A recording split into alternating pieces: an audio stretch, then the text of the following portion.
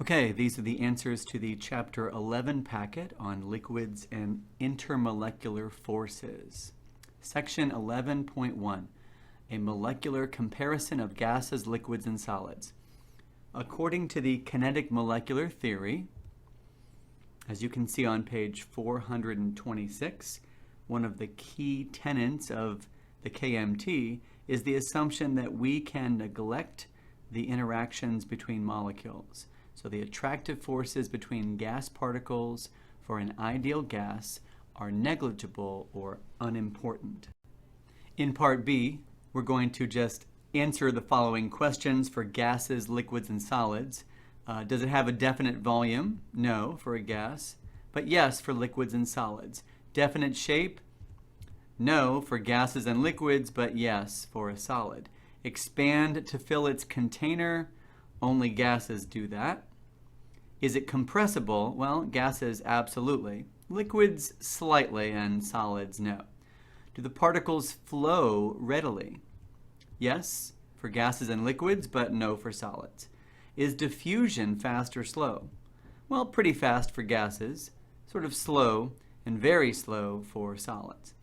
And is the density relatively high or low? Gases have low densities, liquids and solids have high densities. Because the particles in a solid or liquid are fairly close together compared with those of a gas, we often refer to solids and liquids as condensed phases, and you can see this on page 426. Part D is asking us to describe the intermolecular attractive forces for chlorine, bromine, and iodine.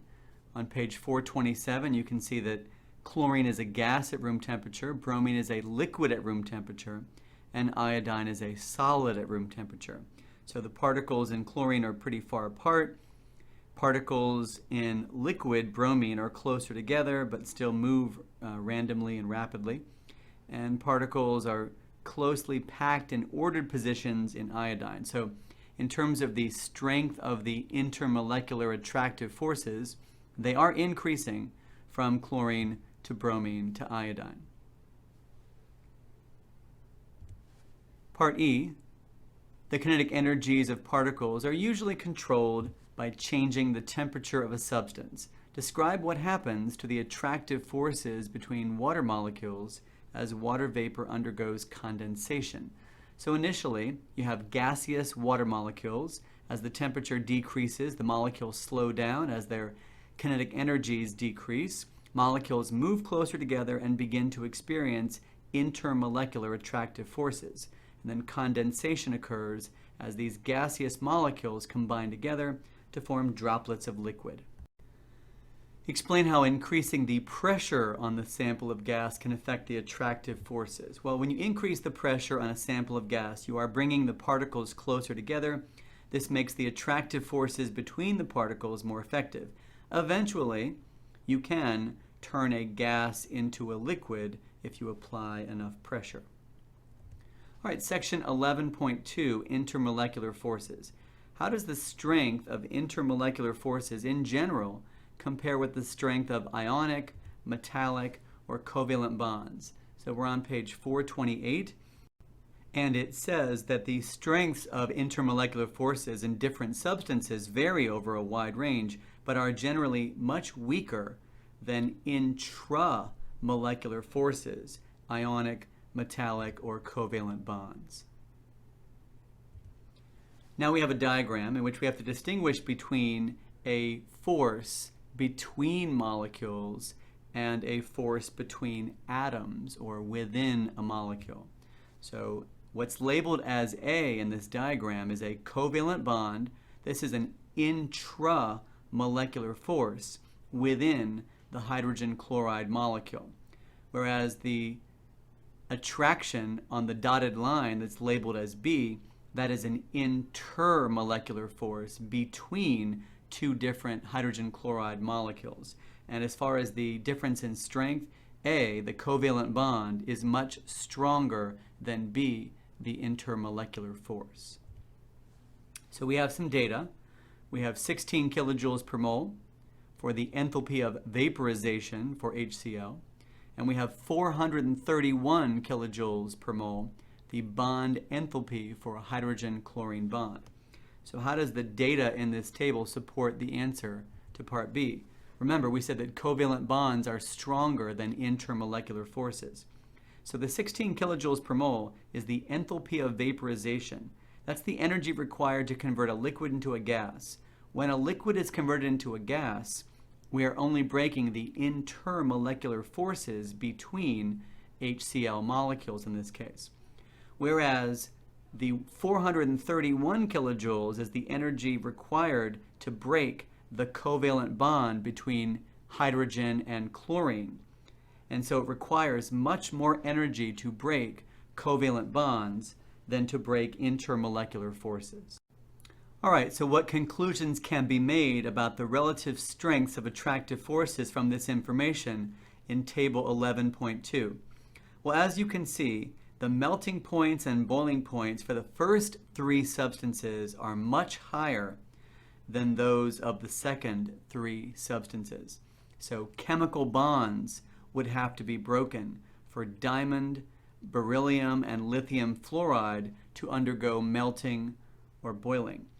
But only intermolecular forces would be broken when you're melting or boiling substances such as nitrogen, hydrogen chloride, or hydrogen fluoride. So the melting and boiling points of substances in which the particles are held together by chemical bonds tend to be much higher than those of substances in which the particles are held together by intermolecular forces. Therefore, intermolecular forces are much weaker than chemical bonds, covalent, metallic, or ionic. The three types of intermolecular attractive forces are dispersion forces, so London dispersion forces, dipole-dipole forces, and hydrogen bonding. Electrostatic interactions can be described by Coulomb's law. So here's a summary of the situation for Coulomb's law. We have that Q1 and Q2 are the charges, the magnitude of the charges, and then D is the distance between those charges. So in general, the attractive forces will increase as the magnitude of the charges increase, and the attractive forces decrease as those particles are farther away from each other. All right, so based on your answer to part F, give two specific reasons why intermolecular forces are weaker than ionic bonds. So we look at the textbook on page 428. It says that all intermolecular interactions are electrostatic, involving attractions between positive and negative species, much like ionic bonds.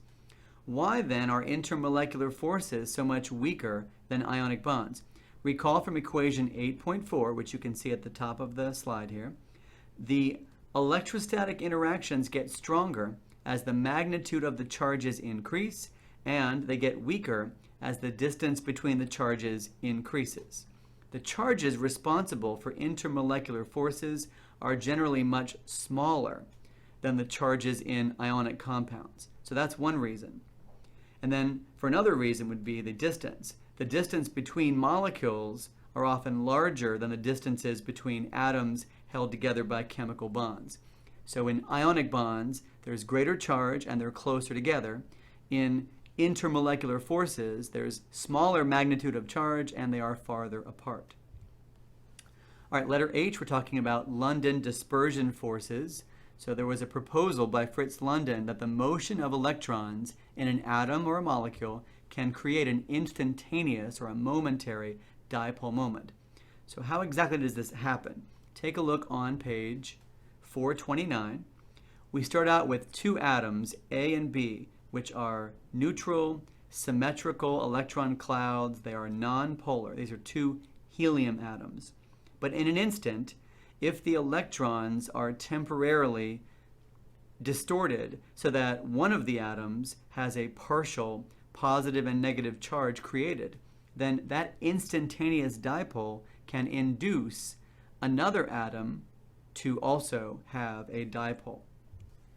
So the motion of electrons in one atom or molecule can affect the motion of electrons in a neighboring atom or molecule.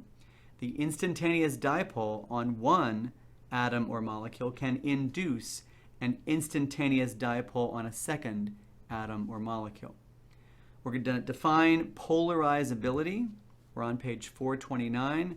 The ease with which the charge distribution is distorted is called the molecule's polarizability. So more polarizable molecules have larger dispersion forces. In general, it has to do with the size of the electron cloud. So here we have 4 substances that are labeled in blue: fluorine, chlorine, bromine, and iodine, in order of increasing boiling point.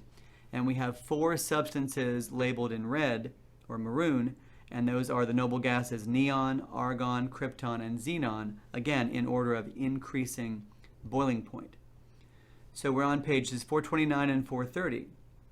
And you can see we're talking about dispersion forces generally tend to increase in strength with the size of the molecule. So as one goes from neon to xenon, or as one goes from fluorine to iodine, the electron clouds get larger.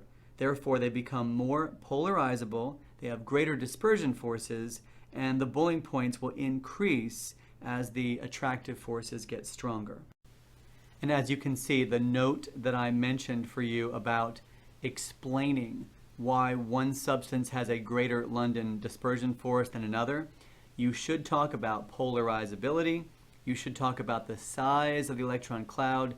Do not explain a trend by saying that one of them has a higher boiling point than the other simply because it has a greater mass. That would be marked incorrect on an AP free response question. Talk about polarizability and the size of the electron cloud leading to stronger dispersion forces. Dispersion forces increase with contact area between molecules. So we have to rank these 3 different molecules, which by the way are all considered C5H12, in terms of their boiling point. Take a look on page 430, and you can see that when C5H12 is in a long straight chain, that linear molecule has a larger surface area, and the molecules contact each other with greater surface area, increasing the dispersion force. But a more spherical or branched molecule that has smaller surface area, like this C5H12 isomer called neopentane, there is less contact between the molecules and therefore weaker dispersion forces. And so that's why, as you can see, that the straight chain molecule is 309 Kelvin, the highest boiling point, but the more spherical molecule has a lower boiling point. So hopefully you can see that the more surface area you have in contact with neighboring molecules, the greater your attractive forces will be, and that when the molecules become more branched and more spherical, then you're reducing the surface area of the molecules and therefore weakening the attractive forces. Dipole-dipole forces occur in polar molecules. Draw the structural formula of 2 CHCl3 molecules. So CHCl3 is a tetrahedral molecule. Label the positive and negative ends of each molecule. Well, as you know from electronegativity trends, chlorine is more electronegative than carbon. You would draw the dipole between carbon and chlorine with an arrow pointing toward the more electronegative chlorine atom. But then I don't have 4 chlorines all the way around this molecule. So this is a polar molecule because it is asymmetric. How do I draw the arrow between hydrogen and carbon? Well, it turns out that carbon is more electronegative than hydrogen, so the arrow like that. So where is the negative end and the positive end of this polar molecule? Well, I'm going to go ahead and divide this molecule into 2 regions. We have this part of the molecule which has a negative charge, a partial negative charge. And then we have that side of the molecule which has a partial positive charge. So therefore, that is the way I'm drawing the dipole. And if I have to draw a second CHCl3 molecule and then show a dashed line representing the dipole-dipole force between them, then the negative end of one molecule would be attracted toward the positive end of a neighboring molecule, like that. All right, letter N, identify which of the substances shown above has a higher boiling point. Well, let's take a look at the structural features of each molecule and what type of intermolecular forces each one experiences. The molecule on the left, so CH3CN, is polar because it has asymmetry and the dipoles do not cancel out. So clearly, CH3CN is a polar molecule. The molecule on the right, C3H8, is nonpolar because of its symmetry. So if the molecule on the left is polar, it's going to experience both London dispersion forces and dipole-dipole forces. The molecule on the right only experiences London dispersion forces. And you should know that dipole-dipole forces are stronger than London dispersion forces, so that's why CH3CN has a higher boiling point than C3H8. And by the way, the numbers are 355 Kelvin for the boiling point of CH3CN, comparing that to 231 Kelvin for the boiling point of C3H8. All right, explain the boiling point trend of the group 4 or group 14 hydrides. That would include methane, CH4, silane, SiH4, and then the corresponding analogous molecules for germanium and tin, the germanium hydride and the tin hydride. Well, all of these are nonpolar. They're all tetrahedral, symmetrical, and so all of them experience London dispersion forces. We've already talked about the trends with the halogens and with the noble gases, that the larger size of the molecule, the larger electron cloud, leads to greater polarizability and greater London dispersion forces. So larger molecules are more polarizable and have stronger London dispersion forces. Which three molecules have unusually high boiling points? That would be water, hydrogen fluoride, and ammonia, NH3. Why do these molecules have such high boiling points? As you can see on page 432, it's because of hydrogen bonding. So we have hydrogen bonding is a special type of intermolecular attractive force between the hydrogen atom in a polar bond, particularly HF, HO, and HN, and the non-bonding electron pair on a neighboring molecule. So we'll draw two ammonia molecules, and you can see that in between the ammonia molecules is a hydrogen bond. That's in between molecules. Don't confuse the covalent bond within NH3 with the intermolecular force between two NH3 molecules. Okay, so how many of these molecules would experience hydrogen bonding with themselves? Can you have a hydrogen just somewhere in the molecule and then somewhere else you happen to have an oxygen or a fluorine or nitrogen? No, the hydrogen must be directly bonded to the N, the O, or the F. So the only two molecules of this list of 5 that have a hydrogen directly bonded to either an N, O, or F would be this one, hydrogen peroxide, and that one, which I believe is called hydrazine, N2H4. So the first molecule, the oxygen is not directly bonded to the hydrogen. The second molecule, the fluorine, is not directly bonded to the hydrogen. And the same problem with the fourth molecule, which is also known as acetone. Now, acetone does experience hydrogen bonding with water molecules. That's why it dissolves in water. But it does not form hydrogen bonds with itself. How does hydrogen bonding explain why water expands when it freezes? Well, you can see a relatively open structure here. A bunch of water molecules are all coordinated with each other in the solid phase. And you can see that intermolecular hydrogen bond is shown as a red dotted line on this diagram. In ice, the H2O molecules assume an ordered open arrangement that optimizes the hydrogen bonding interactions between molecules.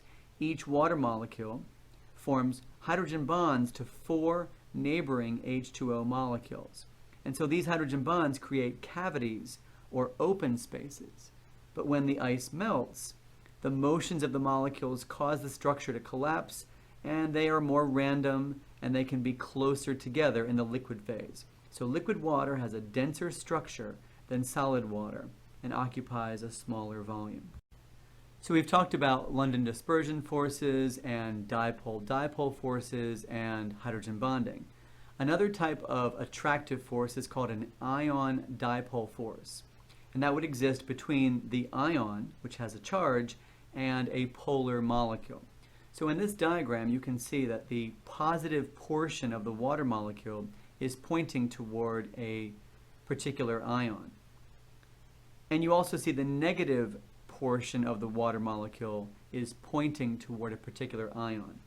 Well, in your book, you can see that on page 434, that the ion on the left has to be chlorine, or any negative ion will do because of the opposite charges attracting. And on the right side, you can see that's a sodium, or any positive ion would be attracted toward the negative end of the polar water molecule.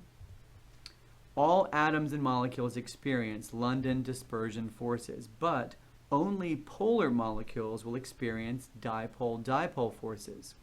And more specifically, a molecule that has a hydrogen directly bonded to either a nitrogen, oxygen, or fluorine will experience what we call hydrogen bonding.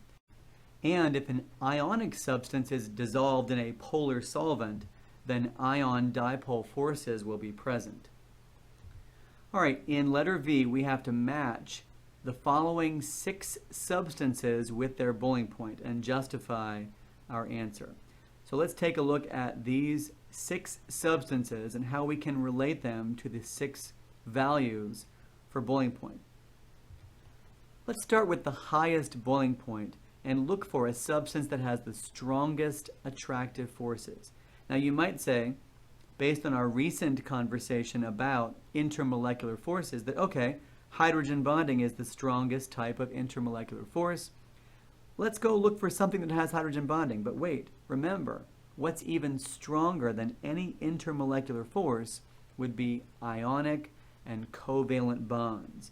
So because ionic bonds are much stronger than any intermolecular force, that means that calcium oxide, which is an ionic substance, would have a much higher boiling point than the remaining 5 molecular substances.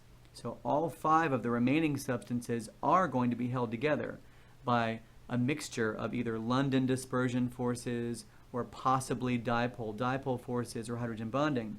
But those are all much weaker attractive forces than the ionic bonds in calcium oxide. So calcium oxide has the highest boiling point because it contains ionic bonds. Now moving on to the other end of the spectrum, looking for the lowest boiling point with the weakest attractive forces, we have the weakest type of intermolecular force is London dispersion forces. If you are a nonpolar molecule, then that's all you have. So both CH4 and CH3, CH2, CH3, so methane and propane, are the nonpolar molecules in this list. We know that the size of the electron cloud will affect the polarizability. Since CH4 has a smaller electron cloud, it's going to have weaker London dispersion forces. So methane gets the lowest boiling point, and propane is slightly higher at negative 42 degrees Celsius. The 3 remaining molecules are all polar, and only some of them experience hydrogen bonding. So taking a look at negative 3 degrees, the next highest boiling point should go with the next level of attractive forces. Dipole-dipole forces are stronger than London dispersion forces. So since fluoropropane has that fluorine on the end, which makes it an asymmetrical or polar molecule, it will experience dipole-dipole forces. However, it does not experience hydrogen bonding because there is not a hydrogen directly bonded to a fluorine. So we'll go ahead and give the 1-fluoropropane the next highest boiling point, and now that leaves 2 molecules left, both of which experience hydrogen bonding because they have an H directly bonded to an oxygen.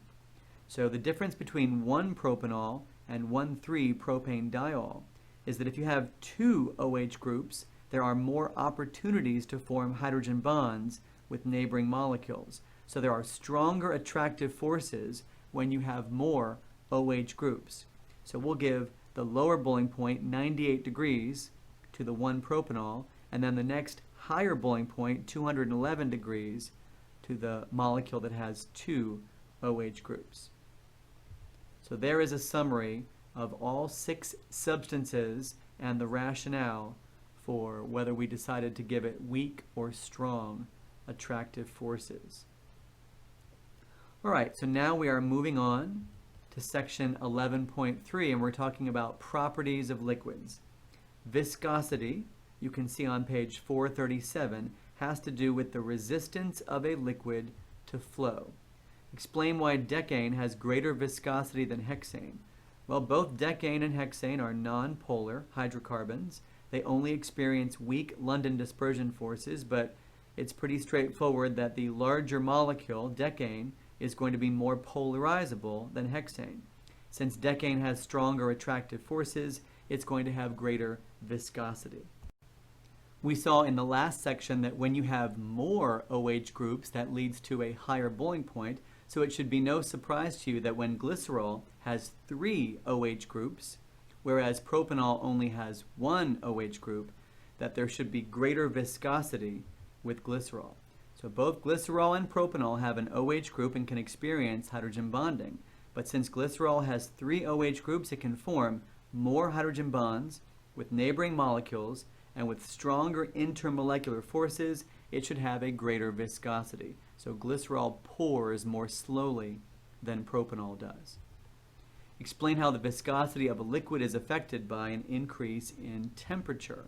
Well, at higher temperatures, you know that the average kinetic energy of the molecules increases. That means that a greater fraction of the molecules have enough energy to overcome the attractive forces. So viscosity is inversely related to temperature in that viscosity decreases as the temperature of a liquid increases. So for example, a cold liquid like maple syrup pours more slowly, but when you warm it up, it starts to flow more easily because the molecules can slide and move past each other more easily. Here we have a discussion of surface tension. So in this picture, you can see that there is the attractive forces between molecules on the surface versus the attractive forces between molecules in the interior of the liquid. On any surface molecule, there is no upward force to cancel the downward force.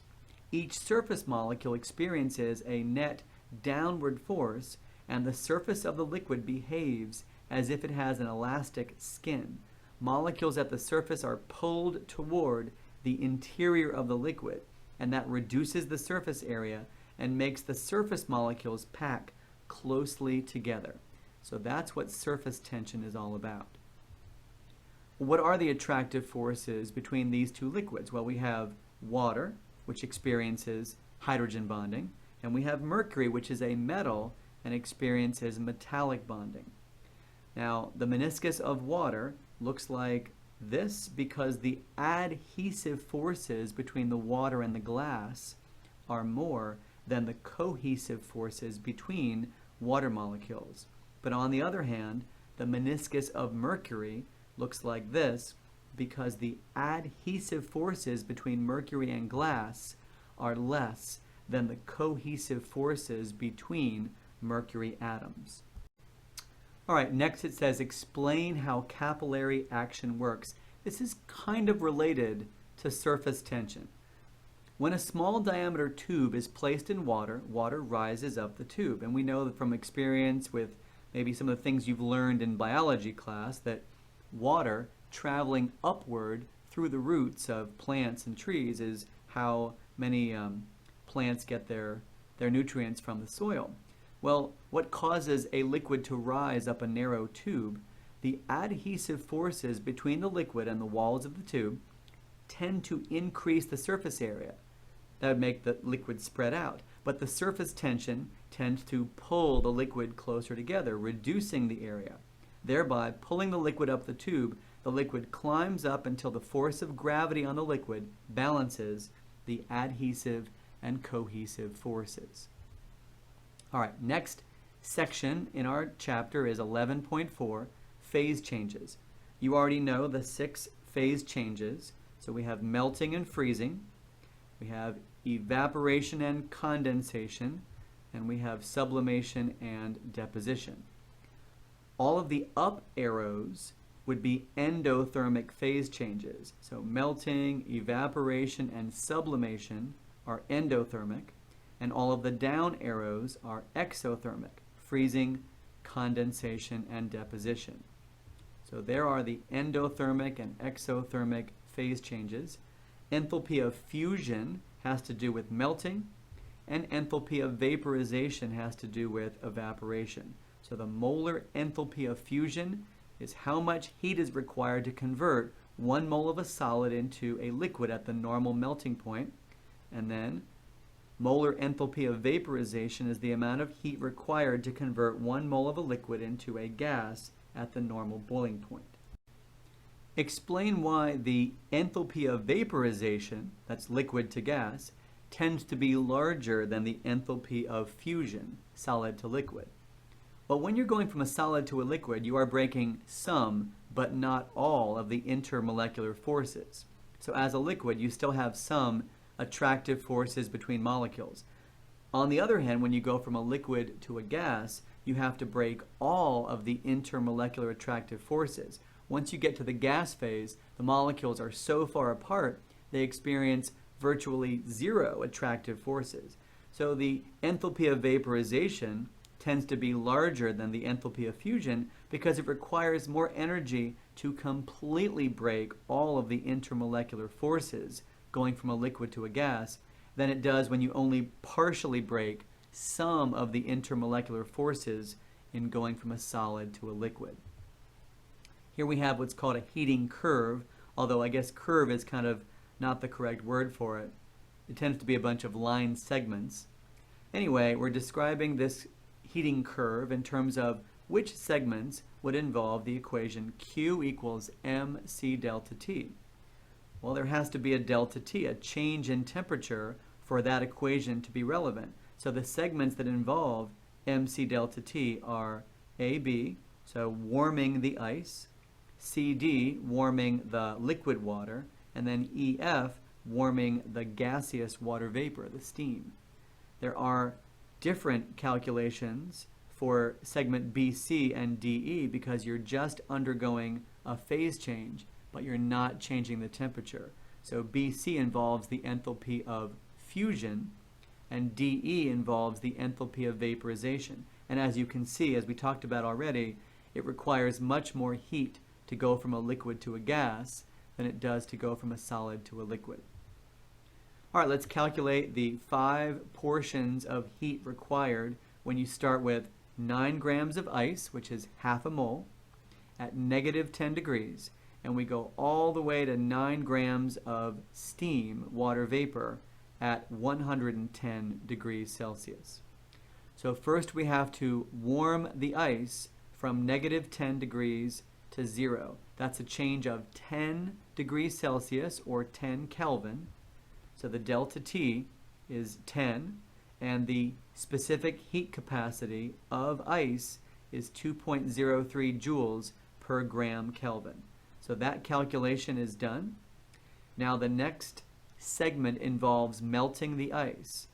That's based on the molar enthalpy of fusion. So we have half a mole of ice, and we're going to use 6.01 kilojoules per mole as the enthalpy of fusion for ice.